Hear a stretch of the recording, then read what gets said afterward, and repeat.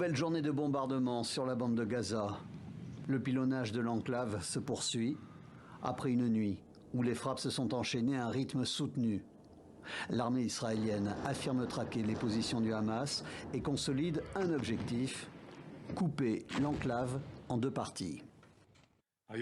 Aujourd'hui, les forces de l'armée israélienne ont encerclé la ville de Gaza.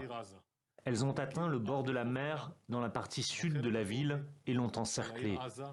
Aujourd'hui, il existe Gaza du Sud et Gaza du Nord. Une partie nord que des milliers de familles sont encore en train de quitter. Certaines ont à peine avec elles le nécessaire vital. Nous nous sommes réfugiés à l'école Al-Faroura, au nord de Beit Laïa, mais elle a été bombardée. Ils ont envoyé des avertissements, mais les personnes qui fuyaient ont été prises pour cible. Aujourd'hui, ils ont envoyé des tracts, alors que nous nous dirigions du nord au sud. Nous suivons leurs instructions. Quelle que soit la partie de l'enclave, le blocus est toujours aussi strict.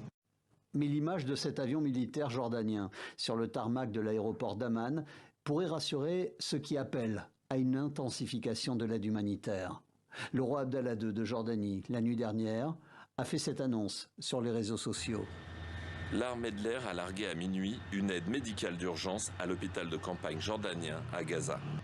Un largage d'équipement médical, mais aussi de nourriture. Une première réalisée avec la coordination des autorités israéliennes. Face à un bilan qui s'alourdit de jour en jour, les dirigeants des principales agences de l'ONU ont publié ce dimanche soir un rare communiqué commun pour exprimer leur indignation et appeler un cessez-le-feu. La perspective d'une trêve, une nouvelle fois rejetée ce week-end par l'exécutif israélien.